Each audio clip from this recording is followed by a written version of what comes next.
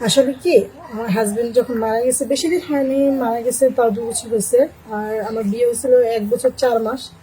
তো যেটাই হোক, বিয়ের যে একটা মানুষের স্বাদ আহ্লাদ আছে, স্বাদ আহ্লাদ পূরণ হওয়ার আগে সে আমাকে ছেড়ে চলে গেছে। আল্লাহর কাছে দোয়া করি সে যেন বেহেশত নসিব হয়। আর আমি কি বলবো বুঝতে পারতেছি না, মনের যে আবেগটা, এই আবেগটা এখন আর কি অনেক কষ্টে ধরে রাখতেছি। কারণ ওনার কথা যখন আমার মনে পড়ে তখন অনেক কষ্ট হয়। আর আমি চাই এমন একটা মানুষ যে মানুষটা আমার কষ্টগুলো বুঝবে, আমাকে বুঝবে। বয়সটা তার যেমনই হোক, আমার কোনো আপত্তি নেই। সে দেখতে কালো, সে দেখতে অসুন্দর, কিন্তু তার মনটা ভালো হতে হবে।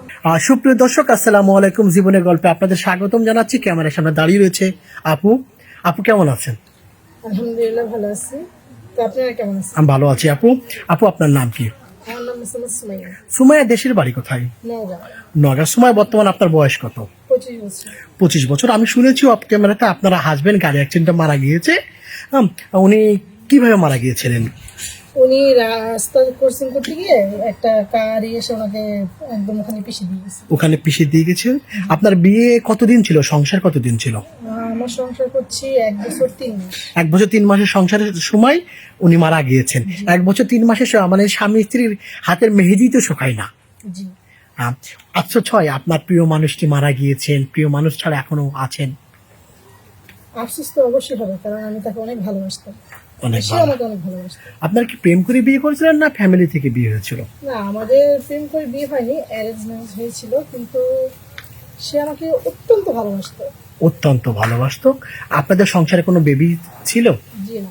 বেবি ছিল না। এখন আপনি একা জীবনযাপন করছেন। জি। এখন সিদ্ধান্ত নিয়েছেন আর এখন বিয়ে শাদী করবেন, তাই না আপু? জি। আর বিয়ে শাদী কেমন ধরনের জীবন সঙ্গী চাচ্ছেন বা কেমন ধরনের একজন মানুষ চাচ্ছেন?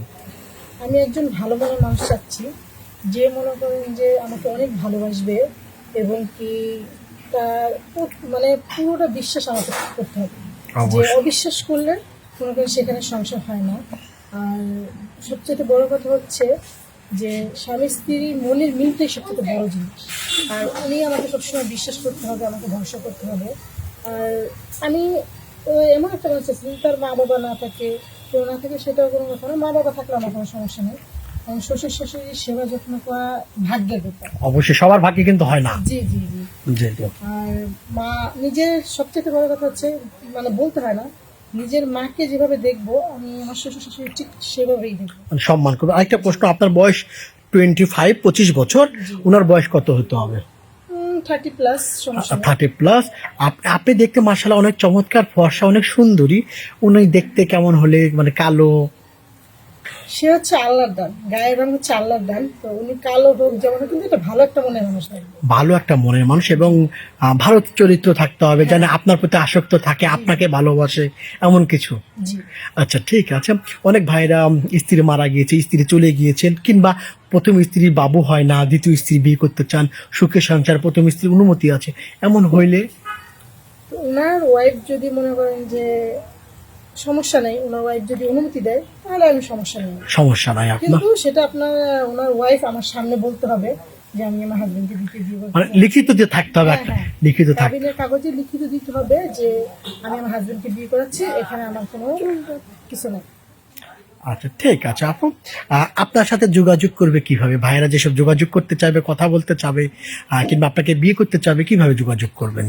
ভাইয়া, আমার তো ফোনটা কয়দিন আগে চুরি হয়ে গেছে। তো যেটাই হোক, বাসে আসার সময় আমার ফোনটা চুরি হয়ে গেছে। ওটা আমার হাজবেন্ডের দেওয়ার শেষ ছিপি ছিল, ওটা আমার বার্থডে তুমি গিফট করছিল। তো ওটা চুরি হওয়ার পর আমি আর ফোন কিনতে পারিনি। বুঝিনি তো, যেহেতু হাজবেন্ড মারা গেছে, এখন ফ্যামিলির উপরে আসি, মা বাবার উপরে। তো যেটাই হোক, সবসময় তো ওনাদের কাছে সবকিছু চাওয়া যায় না। জি জি। প্রিয় মানুষটার শেষ স্মৃতি হারিয়ে গেছে, এখন আপনাদের সাথে যোগাযোগ করার কোনো ওয়ে নাই? জি না, আপনাদের নাম্বারে যোগাযোগ করলে আমাকে পাবেন। প্রিয় দর্শক, ওনার সাথে সরাসরি যোগাযোগ করার কোনো ওয়ে নাই। ওনার বাড়ি নওগাঁ, ওনার নাম হচ্ছে সুমাইয়া, ওনার বয়স 25 বছর। ওনার সাথে যোগাযোগ করতে চান, কথা বলতে চান, ডিসপ্লেতে একটি নাম্বার দেখা যাচ্ছে, সেটা আমাদের নাম্বার। আমি আবার বলছি, এই নাম্বারটা আমাদের। এই নাম্বার ইমো আছে, হোয়াটসঅ্যাপ আছে। সরাসরি ফোন নাও ঢুকতে পারে, আপনি ভয়েস পাঠিয়ে দিবেন, সঙ্গে একটা স্ক্রিনশট মেরে পাঠিয়ে দিবেন, আমরা যোগাযোগ করবো। আবারও বলছি, একটা স্ক্রিনশট মেরে পাঠিয়ে দিবেন, ওনার নাম সুমাইয়া, আমরা যোগাযোগ করবো। সুমাইয়া, অনেক সময় স্বামীরা দূরে থাকে বিয়ের পরে, স্বামীরা দূরে থাকে, ওই সময় স্ত্রীরা পরকীয়া করে, আপনাকে এমন কোনো সুযোগ আছে আপনার? জি না, কারণ উনি আমাকে বিশ্বাস করে রেখে যাচ্ছে। তো ওনার বিশ্বাসের আমানত আমি কেন খেয়ানত করবো? দারুণ কথা বলেছেন।